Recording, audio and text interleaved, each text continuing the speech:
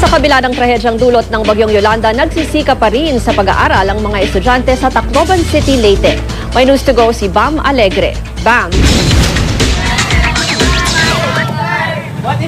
Ruth, narito tayo sa San Fernando Central Elementary School sa Tacloban City at papakita ko sa inyo itong Kariton Classroom. Ito yung unang pinauso noon ni Efren Peña Florida na CNN Hero of the Year at proyekto rin nila ito para sa mga biktima ng bagyo. Kung mapapansin ninyo, ito yung gawa sa mga scrap materials na iniwan ng bagyo, ni-recycle lang at pininturahan. At ito namang mga bata na nakikita ninyo, ito yung mga naging biktima rin ng bagyo.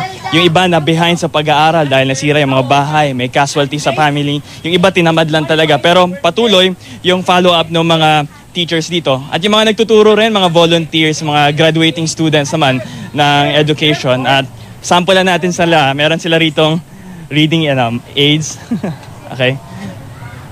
Kids, read. The soap is too hot for me. Okay. So ito, patuloy yung kanilang klase rito, buong araw ito. At yan, ang latest mula rito sa Tacloban City. Balik sa'yo, Ruth. Alright, maraming salamat, Bam Alegre.